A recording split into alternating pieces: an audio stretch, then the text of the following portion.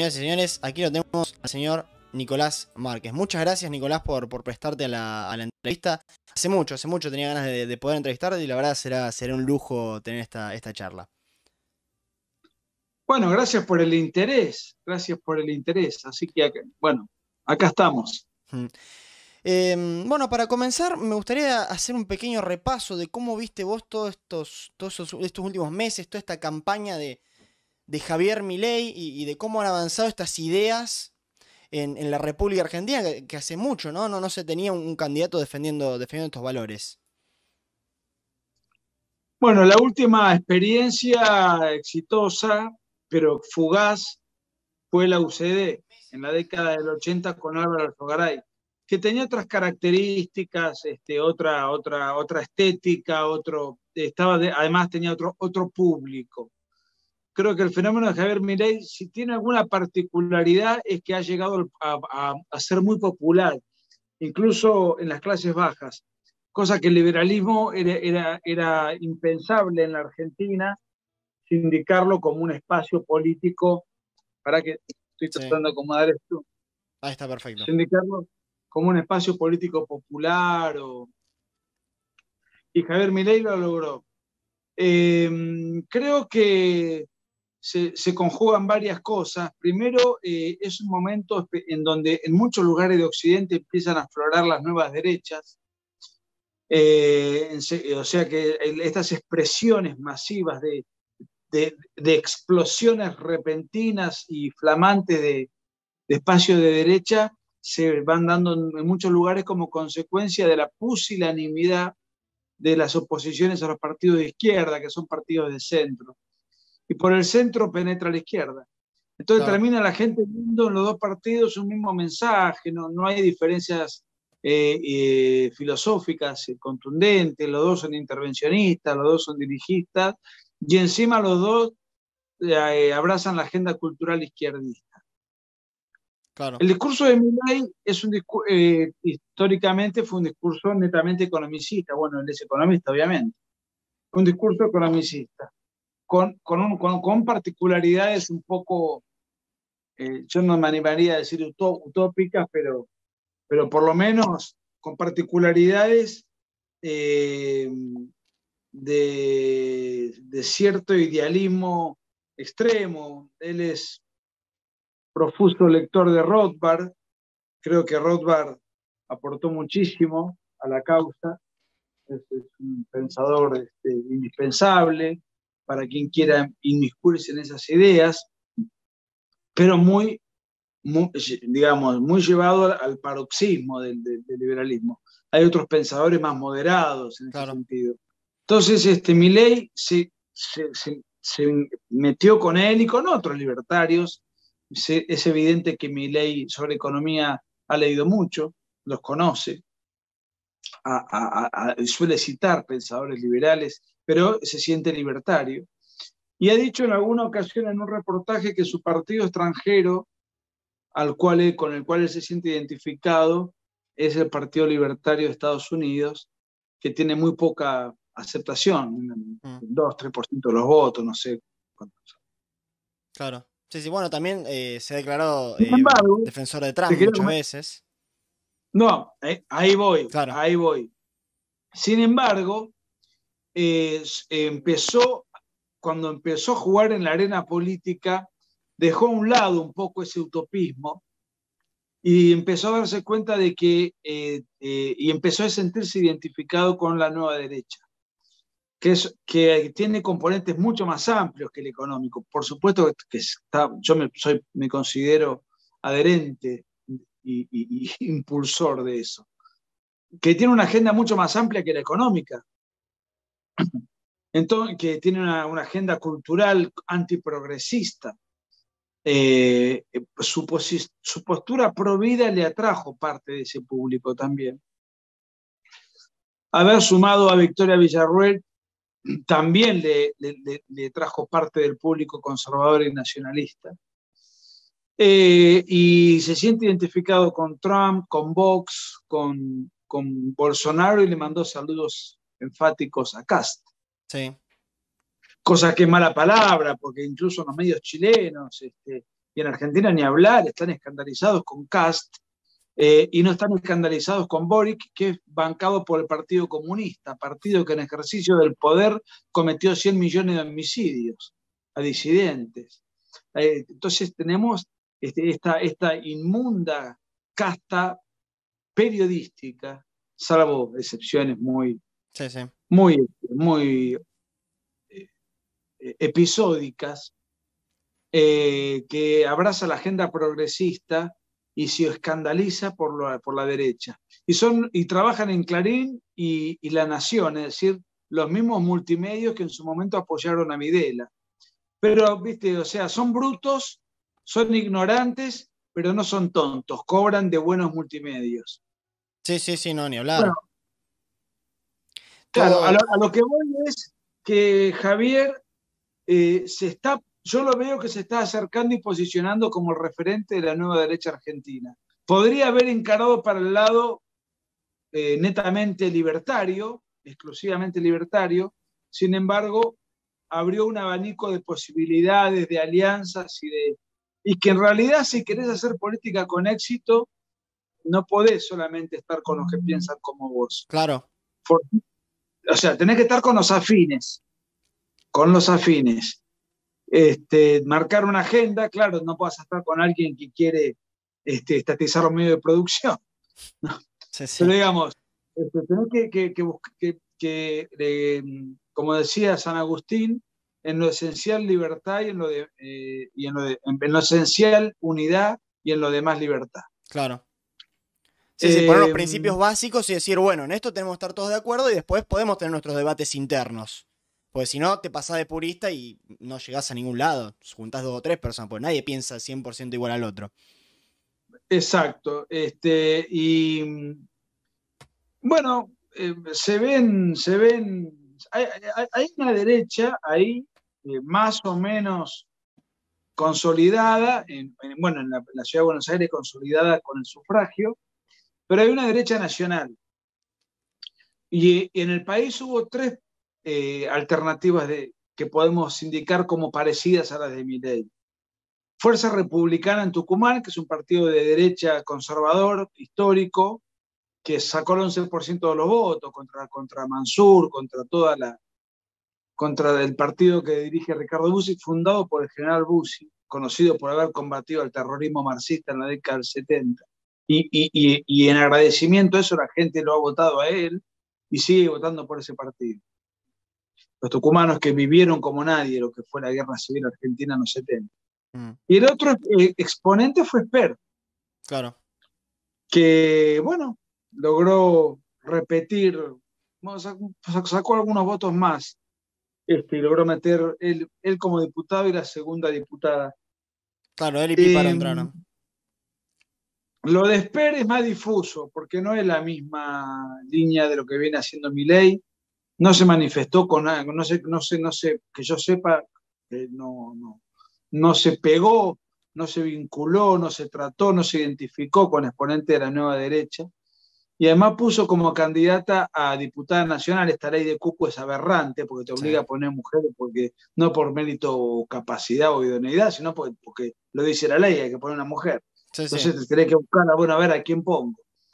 Y puso a Carolina Píparo, que es un personaje que viene de Cambiemos, de nula formación político-ideológica y una mujer inculta y letrada, que está a favor de la ley de cupo, que está en contra del aborto, pero a él ya le mataron, se hizo conocida porque le mataron un chico en su panza de un tiro en un intento de asalto, y el ladrón fue condenado por homicidio, Claro. porque mató al niño que todavía no había nacido. Sí, sí. Entonces, esto es muy difuso, yo no sé, digamos, el caso, bueno, y,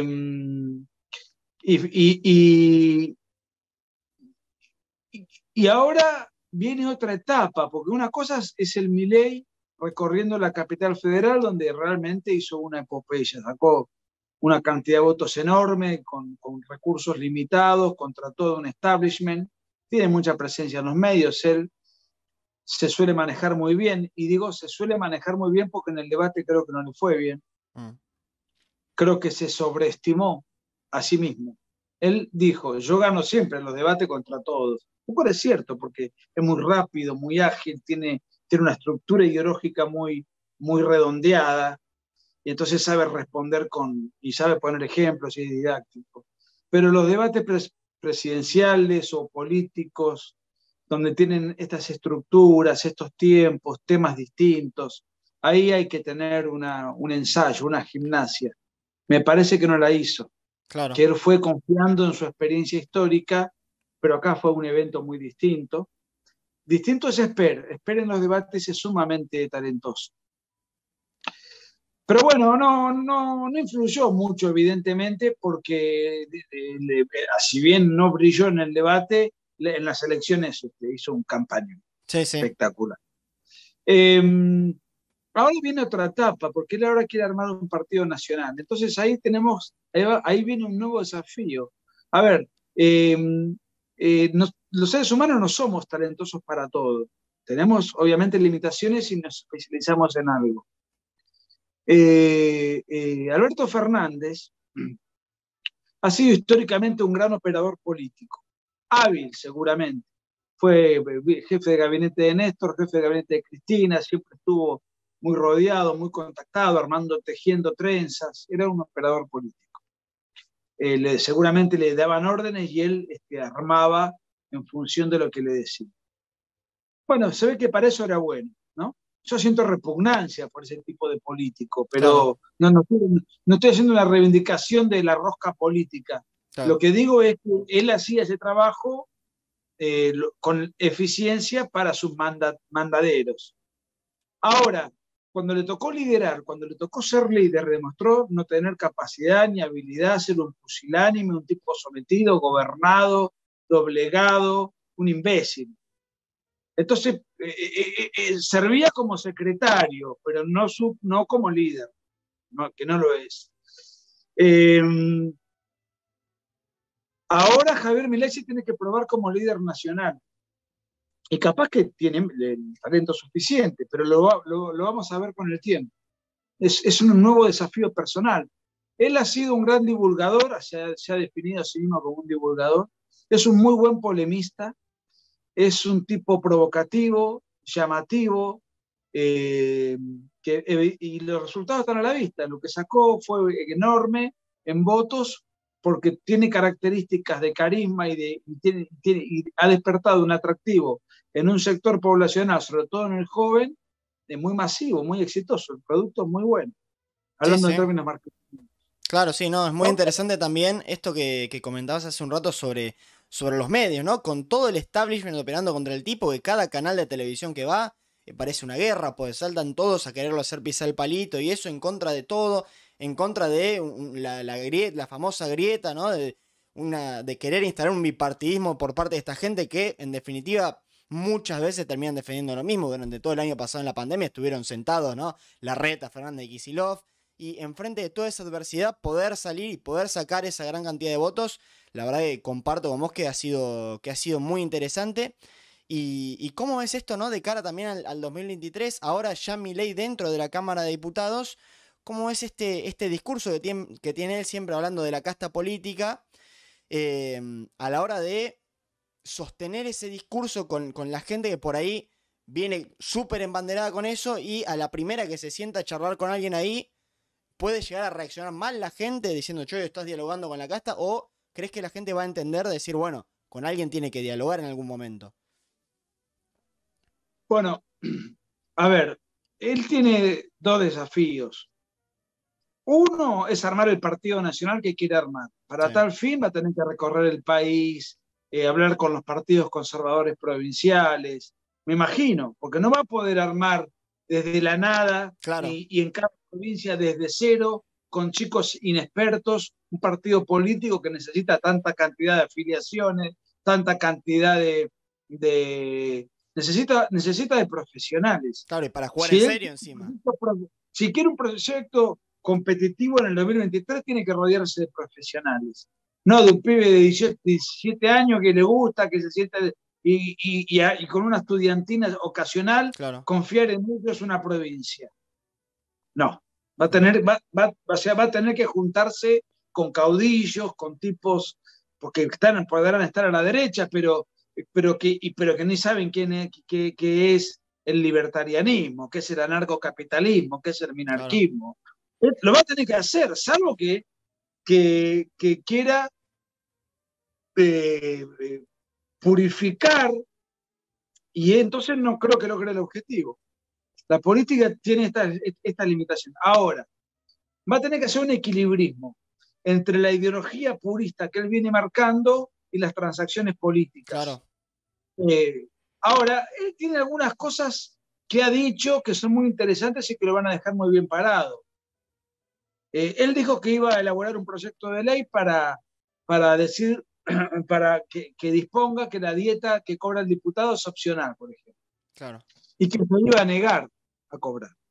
Si este proyecto de ley es aprobado, hay que rosquear, hay que tener... No es tan fácil, presenta un proyecto, se debate. Esto se trata por fuera.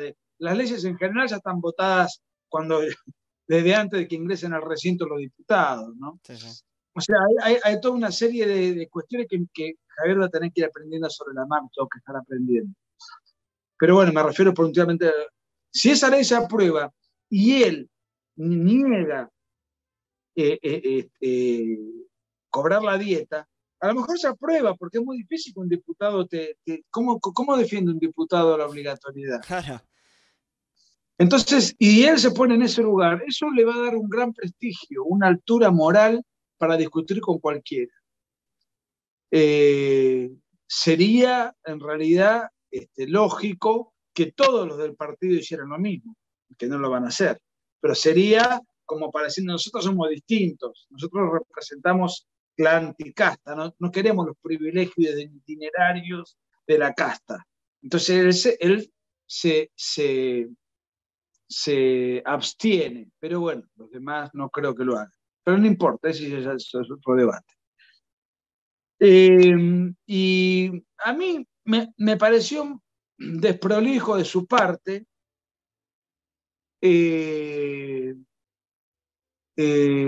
juntarse con Patricia Bullrich, que pertenece a la casta política, Claro. claramente, inequívocamente.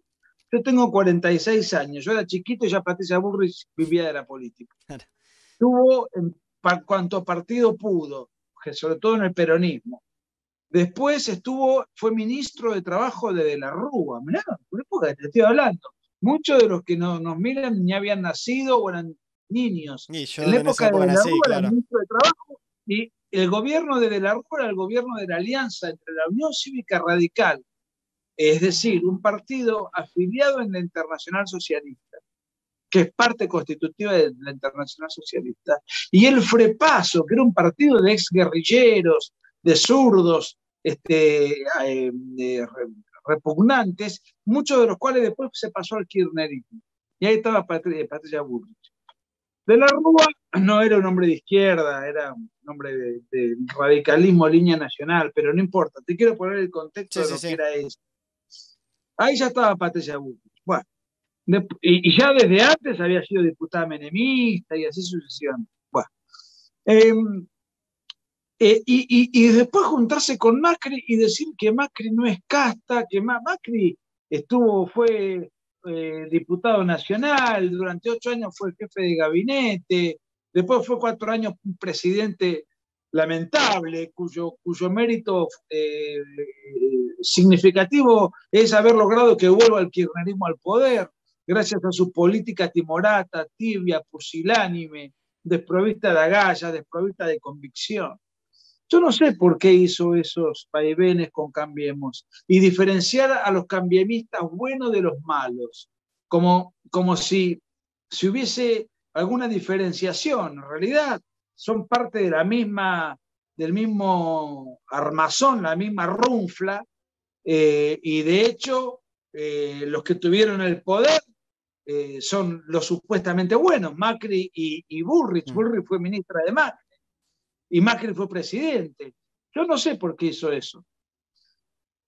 Me pareció un error estratégico, aunque lo piense, juntarse con estos tipos, cuando él está caracterizado por haberse opuesto al macrismo, Claro. muy, muy fuertemente, y después salir a ir, no sé. Me pareció extraño. Sí, sí, Yo sí, creo también que ha generado una especie de guerra interna dentro del propio Juntos por el Cambio, y quizá uno lo puede ver de un lado estratégico, de decir, bueno, se juntó con esto para ver, para que se empiecen a pelear, uno vaya a saber, pero sí coincido, y la gente también del otro lado, que ha sido un coqueteo un poco extraño a veces.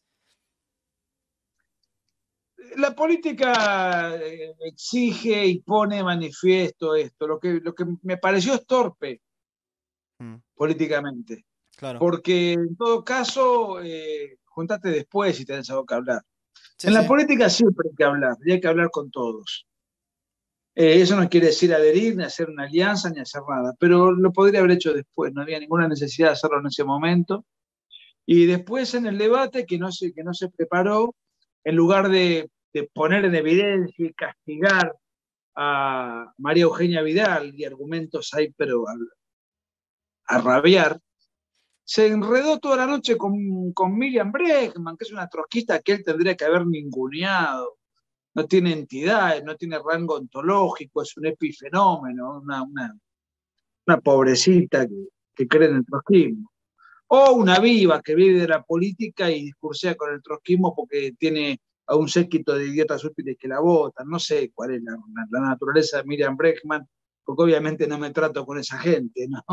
Pero no conozco los pormenores del Partido Obrero, no sé qué partido es.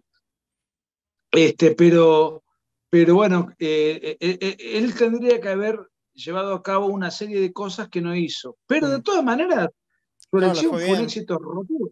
Sí, Fue sí. rotundo. Entonces, marcarle errores, en realidad, uno tiene que medir las cosas por el resultado. Él se dice virardista, yo también soy virardista profundamente. Y Adam Smith era un bilardista adelantado, porque él decía, prefiero un hacedor imperfecto antes que a un soñador indolente. Entonces, cuando Javier se pone como bilardista, se aleja del idealismo libertario, porque ya va a lo concreto, a los resultados de verdad, no al deber ser de una sociedad determinada, donde no tendría que haber banco central, no tendría que haber esto, lo otro, no tendría que haber fronteras, bueno, toda esa teología libertaria. Bueno, al decirse bilardista y tener contacto de lleno con la realidad y con lo concreto, yo creo que lo va a ir llevando hacia una derecha, con los pies en la tierra, enrolado en la batalla cultural, pero va a tener que rodearse de gente que lo ayude, porque él puede dar la batalla cultural en el plano económico, y la ha dado y la da bien. Pero la batalla cultural tiene la ideología de género, tiene el aborto, tiene el ecologismo, tiene el indigenismo, tiene el derecho humanismo. La izquierda tiene un montón de caretas, un Claro. montón. Y hay un montón de organizaciones dedicadas cada una a diferentes ítems. Sí, no puede Y estar solo además, contra el mundo el tipo. y además la agenda globalista, porque todo esto no son empresarios aislados, son una organización estratégica que tiene mucho dinero, que viene impuesta desde afuera, que afecta a todos los países más o menos por igual, según las características de cada país, según las necesidades, y que parte de la Agenda 2030 de la ONU. Javier esto no lo tiene muy claro, me parece.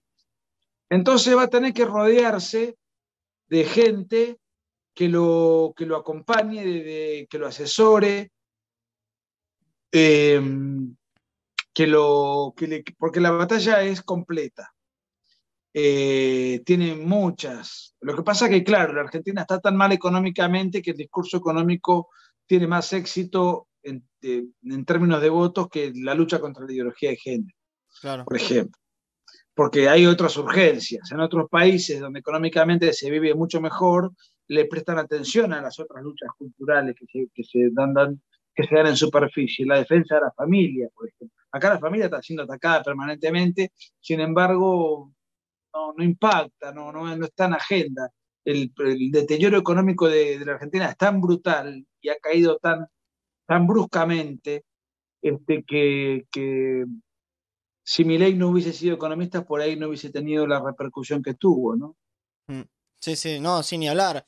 Y bueno, también pasa desde el lado también de la izquierda, ¿no? Que muchas veces ante gente que se está muriendo de hambre en el país y esto salen con la agenda del cambio climático y todas estas cosas que la proponen desde Greta Thunberg, desde Suecia, ¿no? Y decís, che, loco, pará, pues hay gente muriéndose de hambre, vos estás reclamando esto y queda un Bueno, poco fuera de pero lugar. ¿de qué países vienen? Vienen de países donde se vive bien. Claro, Entonces, entonces pueden, discuten otra agenda. En sí, cambio, sí. acá lo económico era prioritario. Eh, yo soy crítico del liberalismo argentino en el sentido de que todos son economistas.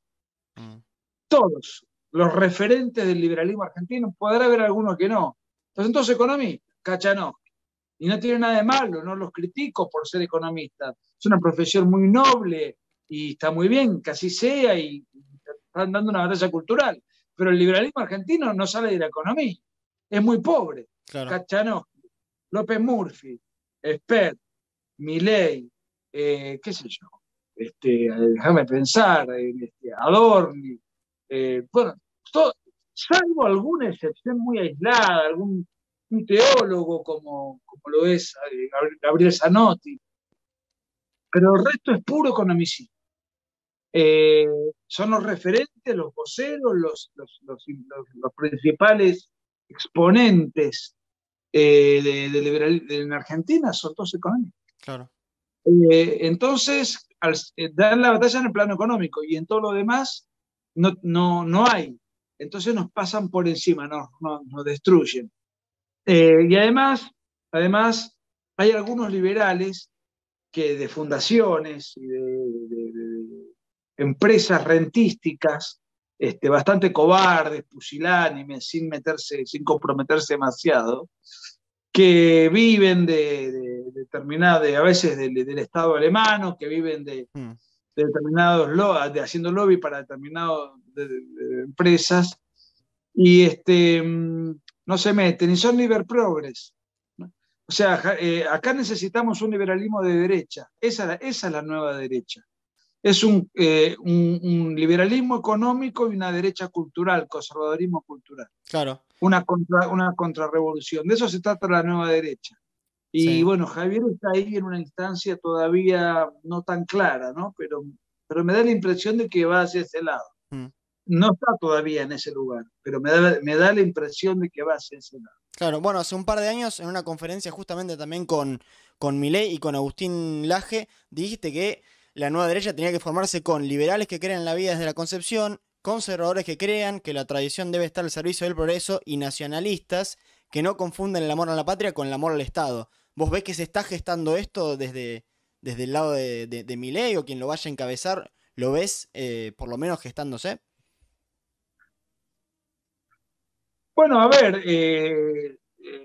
su segunda diputada no es libertaria, Claro. no tiene nada que ver con eso. Tiene una fundación que buscaba reivindicar a los muertos por el terrorismo marxista en la década del 70. Eso ya te da una definición de que tal, primero, una de las luchas que hay que dar es la lucha cultural por el pasado y contra el curro de los derechos humanos. Y además te está poniendo de manifiesto, te está posicionando en la década del 70, más allá de que vos te estás posicionando. Acá hubo una guerra Claro. entre la subversión marxista y las Fuerzas Armadas de la Nación. Entonces, te estás posicionando en un lugar. Entonces, es posible que Javier Milei esté buscando direccionar para ese lado, que es el lado natural, que es el lado que se viene, que es lo que está explorando en muchos países, no en todos, pero en muchos países existe esta reacción. Eh, el mundo está muy globalizado, así que las derechas europeas tipo Vox y otras van influyendo también en las de Latinoamérica. Me parece que Javier se está parando para ese lado. Pero bueno, digamos, todo muy reciente, ni siquiera asumió la banca. Claro. Sí, sí, sí. Estamos haciendo una futurología fenomenal. Sí. ¿Cómo la ves? Bueno, recién la mencionabas a Victoria Villarruel. ¿Qué te parece que lo haya acompañado justamente a Milei? Y cómo la ves a ella personalmente con toda esa lucha que recién mencionabas? Bueno, yo la conozco hace muchísimos años, 15 años. Estudié con ella en Estados Unidos incluso. Es una mujer, una personalidad fuerte, con convicciones muy firmes. Así la conocí. Siempre llevó adelante esta causa con más, no sé, siempre la década del 70 fue su tema en el cual se especializó. Pero hace mucho que no hablo con ella, no sé cómo ha evolucionado su pensamiento, no. Pero por lo que he visto también se opone a la ideología de género, es claramente provida, es conservadora, en ese sentido, muy definida. Es una mujer de personalidad, no es de carácter débil. Claro, sí, sí. No sé en qué pensó Javier para juntarse, no sé cuál fue su pretensión, su visión para llevarla como compañera. Pero bueno, no llevó una libertaria. Entonces, eso también me hace pensar que el camino de Milei es hacia la derecha, se está poniendo de ese lado y lo celebro. Ojalá se consolide ese recorrido que creo que está haciendo. ¿Y vos en lo personal te meterías en algún momento a jugar dentro de la política o considerás que tu batalla es más la cultural y no ves necesario meterte a ese terreno? Mira, me han ofrecido varias veces ser candidato eh, en expresiones de derecha que no, pero bueno, en una época donde la derecha no tenía el auge que tiene hoy. Para las elecciones últimas me ofreció ser el que sigue después de la segunda, que va por ley, Gómez Centurión. Pero le dije que no. Yo vivo en la provincia de Buenos Aires. Eh, la verdad que yo los veo a los políticos y por supuesto que no desdeño de la política porque alguien la tiene que hacer Claro. y además los que toman las decisiones son los políticos. ¿No?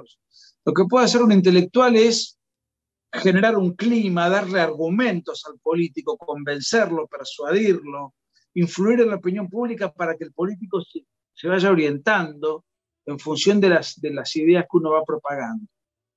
Eso sí, me siento más cómodo ahí. Claro, como una especie de Eh, asesor quizá en algún momento y recomendándole desde atrás bien cómo argumentar, cómo encararlo, que vos siendo la cara y el candidato. Me siento mucho más cómodo, sí.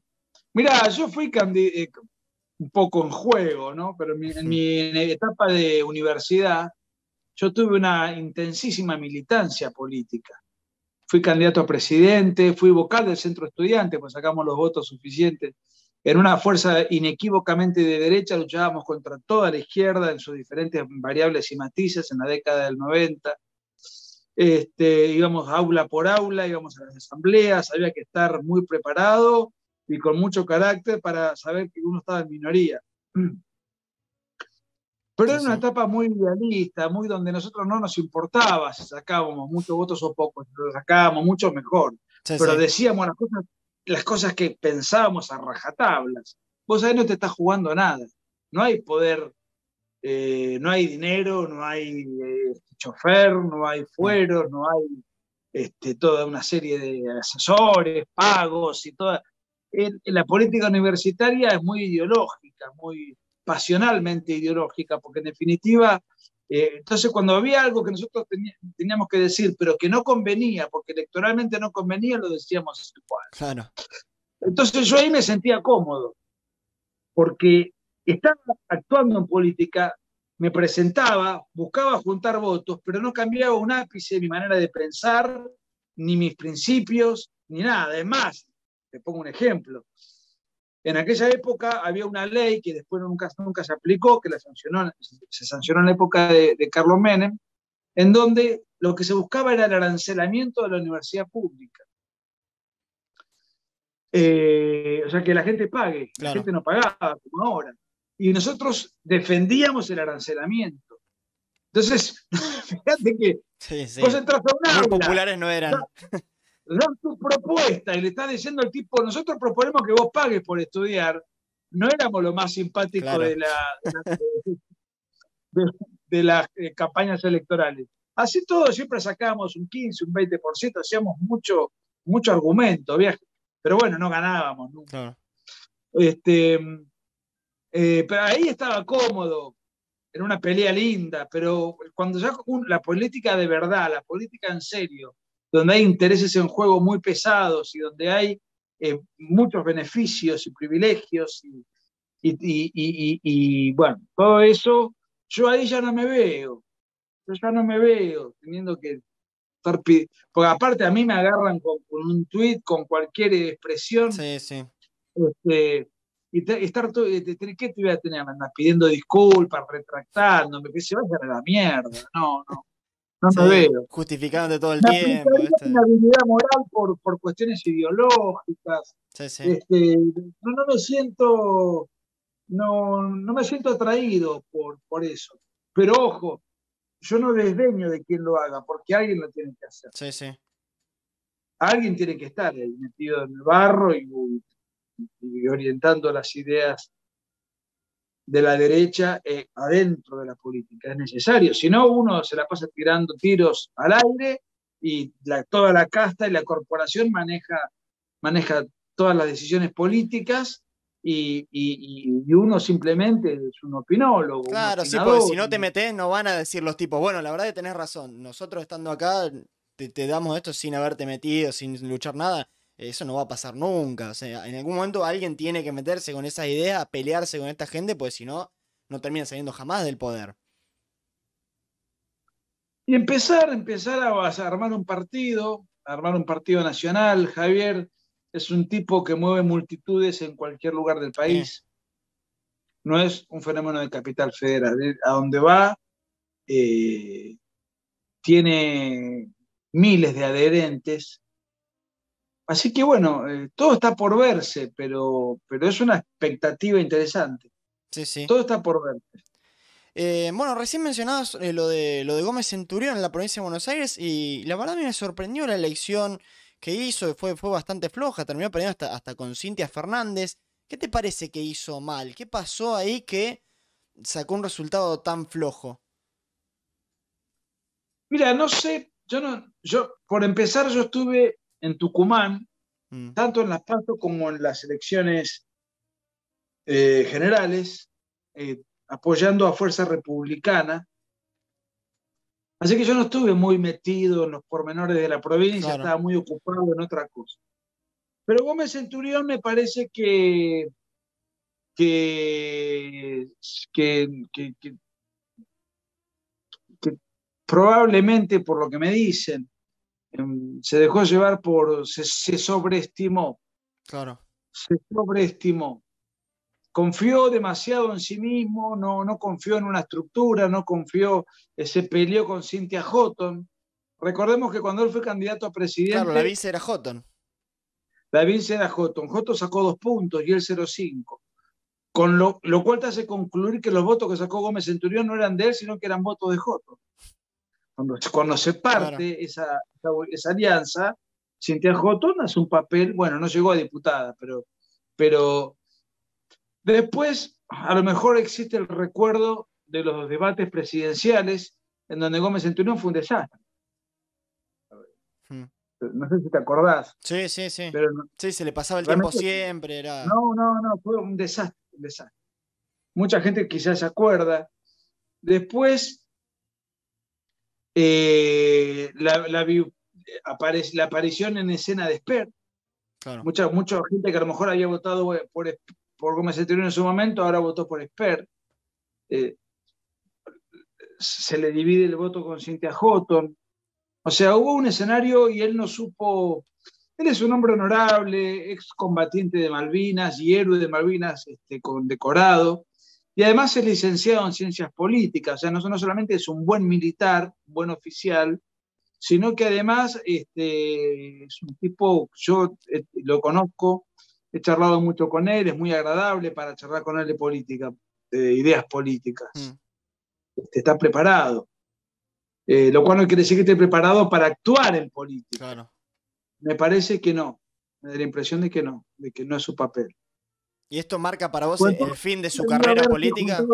haberse juntado con Esper o haber tratado de retener a Houghton. Tampoco hay. Y la polarización brutal que Sí. hubo. Entonces, estar ahí mediando cuando se te dispersan los votos en diferentes candidaturas, y bueno, no la supo retener. Mm. Para vos ya marca esta mala elección el final de Gómez Centurión como candidato y después si se quiere por ahí armar desde otro lado, pero ya lo terminaría marcando como su final como candidato y cabeza de lo que vendría a ser Nos. No sé, yo creo que es alguien que puede estar en una lista de derecha, puede sumar sus votos, que no son multitud, pero suma. Es prestigioso, nadie puede decir que es corrupto, nadie puede decir que Claro. estuvo en la función pública muchos años. Eh, ha dado su vida, ha arriesgado su vida por la patria. Es un tipo culto. Bueno, es un buen elemento. No le alcanza para liderar un espacio, pero por ahí puede ser un buen acompañador. Claro. La política, viste, tiene. Eh, yo no creo en los muertos polinos, cadáveres políticos. Mm. Es raro en general. La política hay gente que por ahí está en una instancia terminal y de repente hay dos o tres acontecimientos y te hace recuperar Sí, sí. espacio, protagonismo, votos. Y al revés, estás en un lugar muy expectante, cometes un error político y caes en picada. Claro. Sí, sí, ni hablar, ni hablar. Em, Acá me preguntaron hace un rato qué opinabas de Carlos Maslatón. Acá me pregunta Javier, que donó 500 pesos. Gracias. Gracias, Javier. Pregunta qué opinión tenés de Carlos Maslatón. Mira, Carlos Maratón lo conozco hace muchos años, me presentó dos libros, un cara dura, porque ninguno de los dos libros que me presentó los leyó, pero tuvo la gran habilidad de, de ponerse al público, de favorizar a la gente, de hacer reír, de generar un clima muy ameno, hablando sobre un libro que no leyó. Yo a Carlos Malatón, a ver, incluso he ido a su programa de radio y he discutido con él de ideas, ¿no? Sí. Yo la mitad de las cosas que dicen no las tomo en serio. Hmm. Lo tomo en serio en parte, lo respeto, sí, tipo muy interesante, muy original, pero le tomo en serio algunas cosas. Claro. Tipo que estuvo años reivindicando a Massa, que votó por Cristina Kirchner, que votó por Alberto Fernández. Eh, Ese vínculo raro que tiene con esa reivindicación rara que tiene con el peronismo, ¿no? Claro. Yo creo que él es un gran provocador. Creo que muchas de las cosas que dice no las cree, las dice para provocar. Claro. Sí, Eh, él dice y, siempre que le y gusta ser odiado. alborotar las redes y perturbar y generar discusiones en el seno de su protagonismo digital. Pero creo que muchas de las cosas que dice no las cree. Así que yo lo que dice lo tomo en serio en un porcentaje. Hmm. Sí, sí. Bueno, también al principio charlábamos un poco de que no solo es en Argentina este avance de la nueva derecha, sino también, bueno, el caso está de Chile, con las elecciones. ¿Cómo lo ves a Kast en todo su armado, su discurso? ¿Qué te parece? ¿Y lo ves con chances de ganar esta presidencial contra Boric? Bueno, Kass, yo lo conozco, estuve en su casa, y lo traté mucho, lo banco, no conozco exactamente toda su plataforma o su discurso, Claro, pero todo lo que pude escuchar, yo estoy de acuerdo. Eh, eh, Me parece muy valiente, porque, por ejemplo, haber públicamente en un programa de televisión, ahora, en plena campaña, reivindicado el gobierno de Pinochet, eso hay que ser valiente, hay Sí, que sí. tener convicciones, te estás jugando la presidencia. Y como todo, en Chile todo el periodismo de izquierda, igual que en Argentina, Sí, sí, muy progresista. similar acá. Entonces se escandalizan por Kast, pero no por Boric, que está apoyado por el Partido Comunista. Claro, uno es de O izquierda y el otro es sea, la extrema ultraderecha. Sí, pero te lo venden así, ¿viste? él representa la república, la libertad, la democracia, el mercado. Hmm, En su vida personal es muy católico, tiene 9 hijos, bueno, no va a imponer el claro. catolicismo a la comunidad chilena. Representa la represión contra el terrorismo mapuche, representa el orden, la disciplina, un montón de conceptos. Esto escandaliza y horroriza al progresismo del periodismo chileno, ha sido brutal, lo maltrata de una manera espantosa y las encuestas últimas, o sea, hubo 3 encuestas hasta ahora, Hmm, las 3 lo dan perdedor todas, 3 sí, sí. puntos abajo, lo cual yo estoy siguiendo muy de cerca el proceso chileno porque primero porque es un país que me cae muy bien, he ido muchas veces. Segundo porque lo admiro en cómo se ha modernizado y ella ha estado a la vanguardia de la prosperidad en América Latina durante muchos años. Fundamentalmente desde 1973 en adelante, ha pegado un envión impresionante, inclusive a pesar de tener muchos 20 años de gobierno de izquierda, pero que no han modificado ni la constitución de Pinochet ni el programa económico. Claro. O sea, ahora, en la última etapa de Bachelet, empezó a izquierdizarse Chile, mucho. Y con activistas muy peligrosos como Camila Vallejo. Bueno, Sí, sí. Sí, llama la atención este avance de Kast después de lo que, bueno, uno hace un par de años veía todas estas manifestaciones, toda esta gente saliendo a pedir una izquierdización absoluta de Chile y uno ve ahora y dice, ah, bueno, pero apareció ahora Kast, ¿no? ¿Cómo se hace? Pero uno iba siguiendo también y durante este mismo año, ¿no? Las encuestas al principio eran en 6 8 puntos, el tipo fue creciendo, creciendo, creciendo hasta quedar primero y bueno, salir primero en la elección. Es interesante este cambio medio repentino quizás, por ahí para uno que lo ve más de afuera, de cómo ha ido cambiando todo en Chile.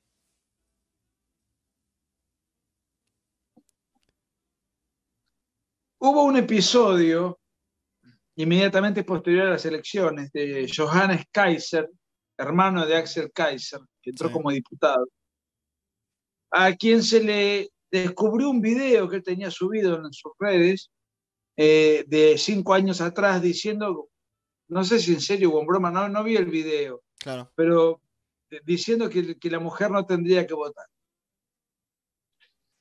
Se armó un escándalo y estuvieron toda la semana todos los medios de comunicación y él tuvo que renunciar al partido. Mira, Es diputado igual, se va a claro. armar un bloque independiente, no sé. Bueno. Entonces también, y esa es la causa por la cual Boris le está ganando a Kast.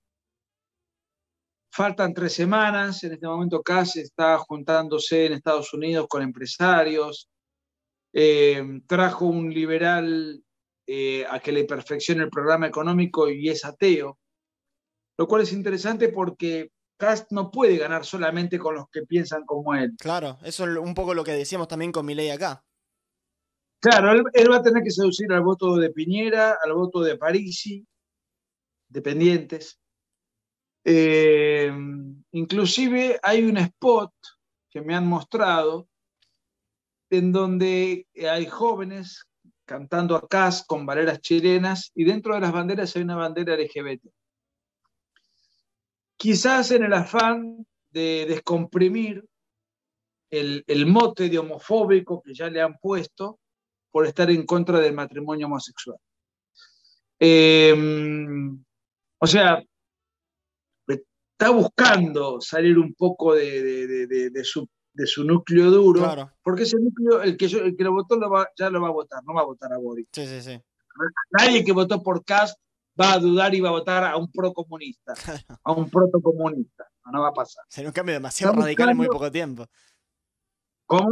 Sería un cambio muy radical en muy poco tiempo, claro. Sí, No, sí, es no va a pasar, imposible. no va a pasar. Ese voto ya lo tiene. Claro. Entonces, ahora tienes ahí a pescar votos de Parisi, votos de candidato de Peñera, que no me acuerdo cómo se llama, Mm, y voto independiente, y también el voto en Chile es optativo.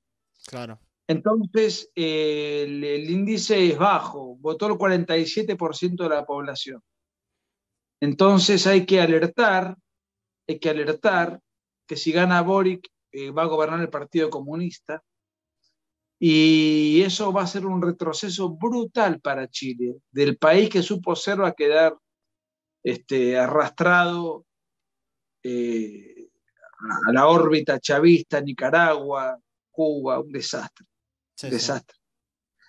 Con todo lo que eso genera institucionalmente, moralmente, económicamente, un horror. Sí, sí, no, ni hablar, ni Entonces, hablar. eso tiene que ser un eje de discurso para llamar al votante que no fue a votar a que vaya a votar por temor al comunismo, al regreso del comunismo, que ya gobernó Chile Mm, con el canalla de Salvador Allende entre 1970 y 1973 y arrastró al país a la miseria, al ostracismo, a la pérdida de libertades. Fue el peor momento probablemente de mayor pobreza, de mayor escasez en la historia chilena. sí, sí. Eh, por eso el público de casa es un público mayor, porque lo vivió. Claro, vivió Y lo el que fue el público desastre de ese. Boric es un público más joven. El público de Boric, el votante de Boric es más joven. Sí. Em, ¿Cómo ves hoy en día el feminismo? Porque, bueno, tuvo su gran auge en su momento, era imposible opinar en contra prácticamente del feminismo, que era crucificada la gente, que, bueno, han sufrido vos y Agustín Laje también muchas difamaciones, todo el mundo tirándoseles encima, todas las feministas radicales tirándoseles encima, pero hoy a uno quizás le da un poco la sensación de que se ha calmado esa marea o que se ha terminado de normalizar esa locura. No sé cómo lo ves vos, cómo lo sentís tanto que vos has dado siempre tanto esa batalla, junto con Agustín Laje también, Sí, esa pero gran mira, yo dupla. en mi último año escribí un libro, se llama La Guerra Civil Argentina. Le dediqué un libro a los setentas, Claro. definitivo, y estuve muy abocado a eso. Y ahora estoy escribiendo un libro sobre un tema que todavía no puedo adelantar. Mm, Entonces, no estoy tan abocado al análisis de la evolución del feminismo, realmente. Así como estaba así cuando me tocaba, durante casi 3 años con Agustín estuvimos juntos en tantos combates, en un montón de escenarios, pero estábamos muy fogueados, muy informados sobre la claro. evolución de la ideología de género y el feminismo. Lo que pasa es que hay una cuestión que es la siguiente. El feminismo es una herramienta de la izquierda. Las feministas son idiotas útiles al servicio de la izquierda. Una Claro. recua de imbéciles revoltosas, resentidas, conflictuadas consigo mismas. Son realmente una cosa viscosa, maloliente, ¿no? Eh, la izquierda las usa a estas resentidas y les da un discurso y les da un enemigo que es el patriarcado, que es un sistema de dominación y opresión. Bueno, un discurso en clave izquierdizante, pero trasladado del histórico discurso de la explotación de los medios de producción a un sistema de dominación en otro terreno. Sí, sí. Eh, entonces, la militancia feminista es muy furiosa contra gobiernos de derecha. Cuando gobierna la izquierda, ya el feminismo deja de ser parte de la oposición y Claro. pasa a ser oficialismo. Bueno, les Y dieron todo un encima, ministerio. y encima tienen un ministerio. Entonces el feminismo ya no puede salir a quemar la ciudad porque es parte del establishment. Entonces el feminismo aflora cuando hay gobiernos porque por lo menos formalmente no son de izquierda. Claro. Sí, sí. Bueno, has tenido algunas defendiendo que soltaban violadores el año pasado. Era una cosa ya que decís, ¿qué pasó? ¿Qué pasó con toda esta gente? Es increíble realmente y coincido con vos que esto Bueno, que se han formado parte del establishment son ahora. porque una de las caretas de la izquierda, hay varias, pero ya hoy mencioné muchas, pero hay una que no mencioné, y esto lo conozco bien como abogado, es el garantismo, el garanto abolicionismo, Claro. que es la reducción de las penas de los delincuentes, casi te diría lo más extremo, la desaparición de las penas. El principal cabecilla ideológico de esta tendencia es el malviviente Eugenio Zaffaroni, que poseedor de numerosos prostíbulos, Sí. incluso, un tipo, un cínico, un sinvergüenza, un hombre bueno, que fue de la corte metido en estos negociados, ¿no? Bueno, eh, él es el padre de esta corriente de opinión, que tiene un padre mayor que ni siquiera era abogado, que era un loco suicida, drogadicto empedernido, un hombre vicioso, que era Michel Foucault. Michel Foucault era el que hacía el que exponía al delincuente como una víctima del sistema, es decir, yo delinco porque el sistema, al expulsarme del mercado, no me queda más remedio que delinquir. Entonces era un sistema de rebelión contra un mecanismo de opresión. Entonces él hacía una reivindicación del delincuente y decía que el Código Penal y las entidades carcelarias eran las estructuras de las clases dominantes para contener a los que se les escapan del control. De hecho hay un librito famoso, lo debo tener por acá, Vigilar y Castigar, de Foucault, donde... Y bueno, su principal discípulo es este energúmeno, Zaffaroni. Sí, sí. Entonces, las feministas, que son intelectualmente de izquierda, cuando tienen que votar por las penas, aunque sean violentos, aunque sean femicidas, violadores, gente que haya maltratado a las mujeres, tienen la ideología garanto abolicionista, entonces tratan de bajar las penas sin liberar delincuentes, a pesar de que atenten contra su discurso, ¿no? Claro. Ahí tienen un problema, pero bueno, la ideología de ellos, cuando tienen que resolver en asuntos criminalísticos, están a favor del delincuente. Bueno, Miriam Bregman votó en contra de la prisión efectiva para violadores. Según Sí, recuerdo. creo que me parece que era diputada también Claro. este, esta basura moral de Victoria Donda ha Sí. votado lo mismo también. Y Claro. no solamente ella, en el PRO también tenés personajes como los Penato, o sea, también tenés una recua en la Cámara de Diputados totalmente infectada de progresismo, feminismo, garanto abolicionismo. Si hay un problema cultural muy grave, si Cambiemos no es una solución cultural Claro. a la agresión cultural que impone el kirchnerismo, ni siquiera económica, porque tiene economistas como Martín Testás, como Martín Lustó, tipos keynesianos, socialdemócratas. Y después tiene toda una playa de progresistas, hay una corte de progresistas que son los que le dan contenido a ese partido. Entonces los argentinos tenemos un bipartidismo que consiste en lo siguiente. Por un lado, una izquierda de inspiración chavista, que es el kirchnerismo,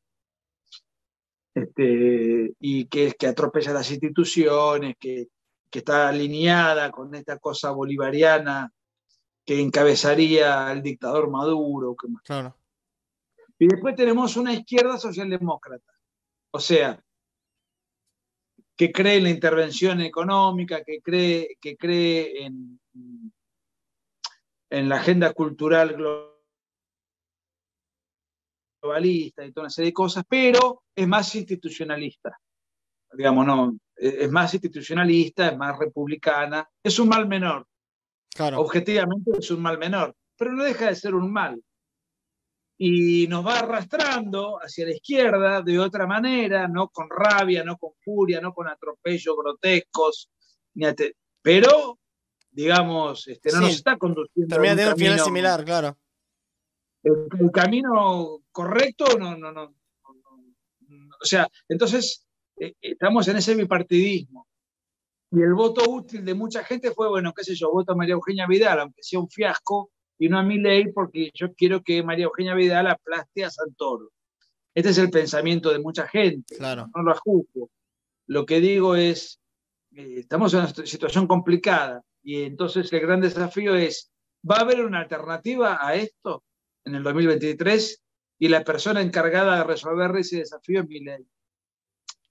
Muchas personas, Mm. él es la cara, Claro, la cara, la la cara. cabeza de lo que va a ser el La proyecto. cara visible sería y el que tomaría las decisiones más trascendentes de un hipotético armado de esas características.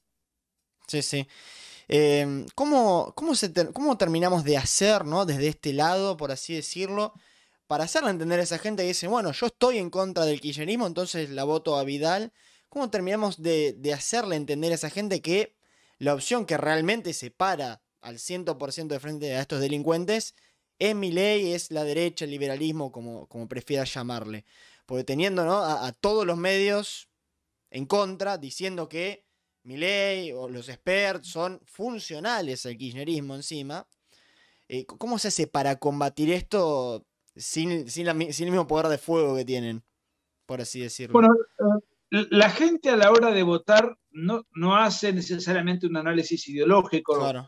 Vos porque estás muy politizado y seguramente muchos de los que nos miran también y muy Claro, ¿cómo llegamos a ese votante no politizado? tenemos mucho arraigo en el aspecto ideológico. Pero mucha gente vota por cuestiones pasionales y emocionales. Pero el tipo que odia el kirchnerismo no se pone tanto a ver las diferencias ideológicas Claro. que habría entre, digamos, si cerramos el Banco Central o no. Entonces, el tipo que odia el kirchnerismo va a votar al candidato que tiene un odio que está por encima de sus intereses ideológicos y va a votar por el candidato que le pueda arrebatar el poder al kirchnerismo. Depende, o sea, es difícil. La Claro. prédica de Milei es muy importante y hay que tratar de poner en evidencia las similitudes que hay entre el kirchnerismo y Cambiemos y las leyes que han votado juntos, la ley de alquileres, muchas otras, no me acuerdo, pero son, digamos, hay que hacerles ver que ellos han fracasado cuando gobernaron, no cambiaron la matriz económica, no se animaron a cambiar el sistema de planes sociales, no se animaron a cambiar, ni a achicar el gasto público y emitieron moneda de igual forma Sí. y la inflación era más o menos la misma o peor. Es decir, acá hay que predicar mucho y hay que predicar en las redes, por supuesto, que es fundamental, en el boca a boca, en los discursos eh, presenciales, en la mesa de café, en el club, en el bar, en la oficina. Hay que hacer una gran militancia. Una revolución cultural requiere de que uno esté abocado, informado, formado y después dispuesto a la acción. Y Claro. eso está pasando porque Milei tiene muchísimos militantes porque lo siguen gente muy chica, de muy baja edad. Claro. Y el joven de muy baja edad es muy militante, muy activo y muy yarista. Entonces, yo creo que parte de ese despertar de conciencias se va a dar en la militancia que lo sigue Milei. Sí, sí, no, ni hablar, ni hablar. Bueno, para ir cerrando con la nota, no quiero robar más de tu tiempo, quería preguntarte sobre cómo, si pudiste ver algo de este último tiempo en Cuba, bueno, tengo entendido que también has estado preso en Cuba también, si querés contarle un poco eso también a la gente. ¿Cómo estás viviendo esta situación actual de estos últimos meses? Y contá también un poquito sobre esa experiencia que tuviste. No, la experiencia que tuve fue, yo iba a dar una conferencia en el año 2006 y una conferencia clandestina Claro. en una casa, en una casona, que habían invitado gente,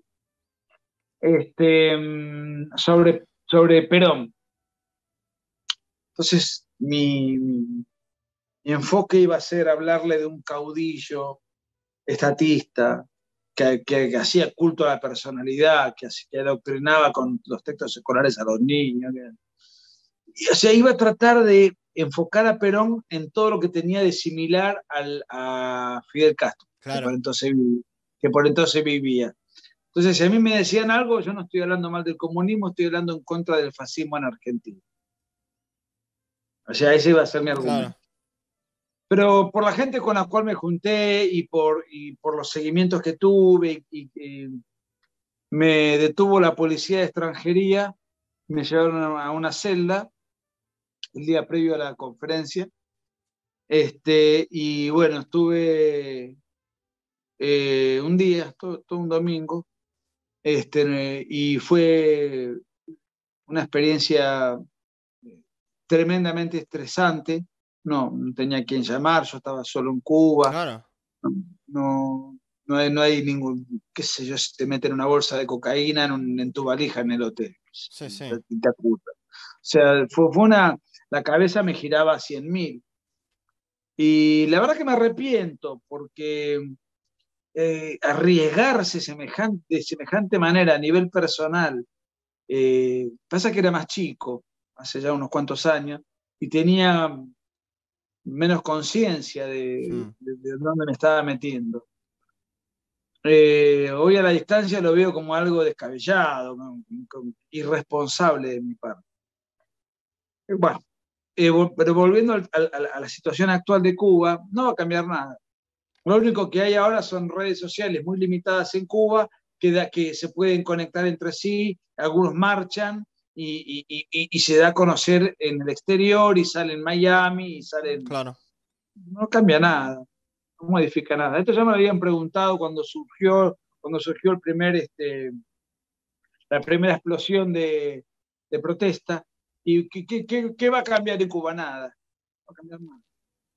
Y algunos irán presos y otros se irán cansando y otros le darán penas largas, son penas muy largas, no son penas no estás preso 15 días, te dan 20 años. Claro. Entonces, no cualquiera sale a la calle a hacerse el guapo, es un régimen terrorífico, es un verdadero terrorismo de Estado de verdad, Sí, sí. de verdad. Eh, así que no va a cambiar nada. Será noticia 2 Claro. días en los diarios y habría un repudio de la comunidad internacional. Y hasta por ahí nomás, porque el periodismo progre, con Maduro se meten, no lo quieren, pero Cuba es como una especie de, Sí. ¿viste? Tiene una cobertura donde, por ejemplo, los periodistas nos llaman, eh, eh, ¿cómo se llama? Canel, el No, manda, Díaz Canel, sí, sí. Díaz-Canel, o sea, el verdadero dueño de Cuba es Raúl Castro. Claro, Díaz-Canel es una figurita, es un Albertito Fernández claro. de la isla, no es el que tiene el poder real.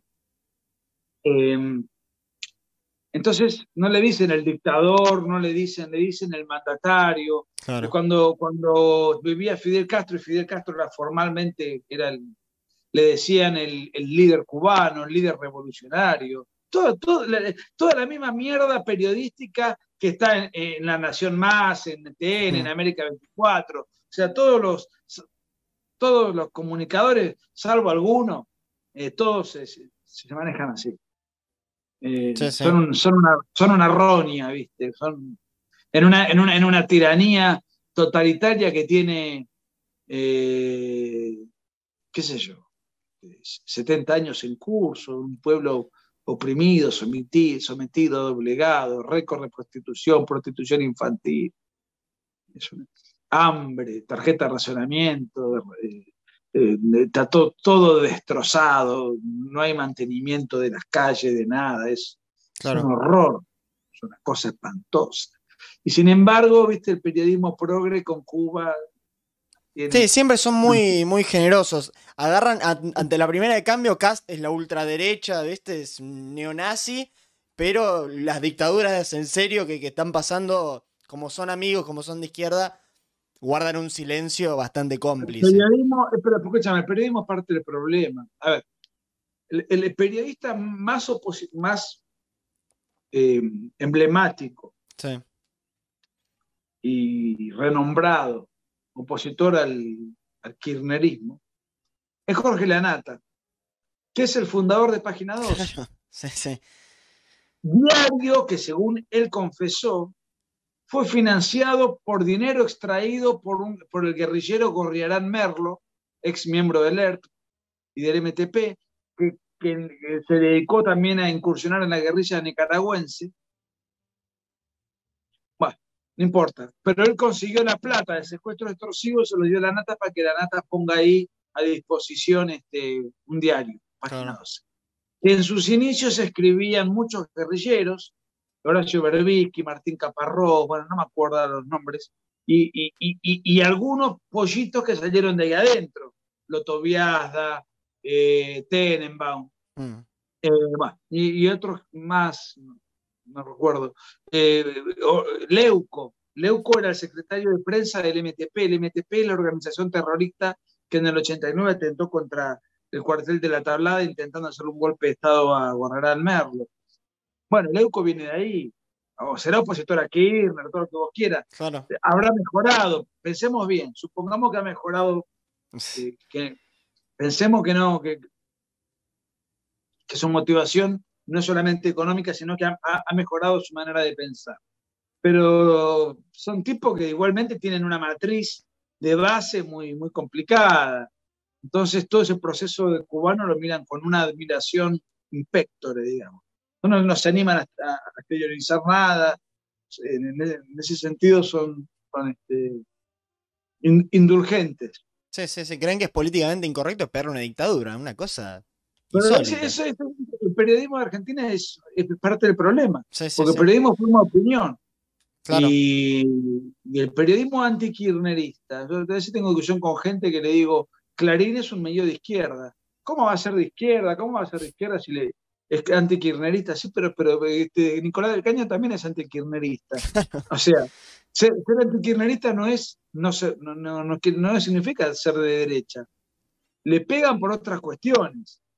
Le pegan al kirchnerismo porque son ladrones, porque son mafiosos, porque atropellan las instituciones, Claro. pero no le pegan por la cuestión económica, por la matriz cultural, ¿no?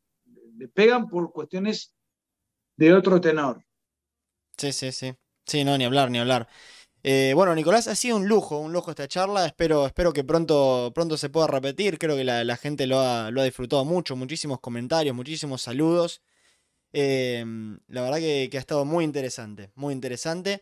Y esperemos que pronto puedas regresar acá al programa y que también venga quien te acompañó también durante varios años en esta gran batalla cultural, que es el señor Agustín Laje, que también estaría buenísimo que se sume al programa algún día a charlar. Bueno, yo hablo con él día por medio, nos queremos muchísimo y lo conozco hace muchísimos años, cuando él tenía 14 años, Claro. de esa época lo conozco.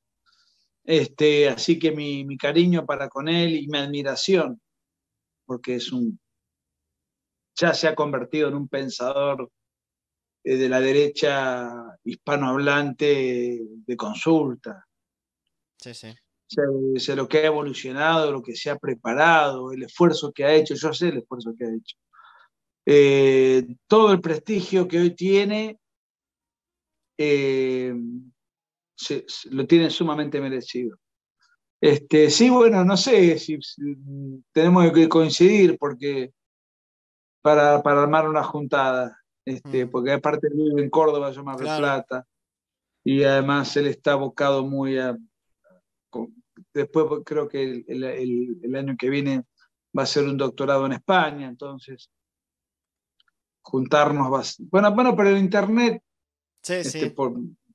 no nos posibilita. Sí, pero bueno, un lujo la charla y te agradezco por el tiempo, que me excedí un poco en el tiempo que habíamos charlado, pero estuvo muy interesante y a la gente le gustó mucho. Bueno, me alegro. Dale, muchas gracias, muchas gracias. Un gran Chao, abrazo. maestro, suerte. Hasta luego. Chao.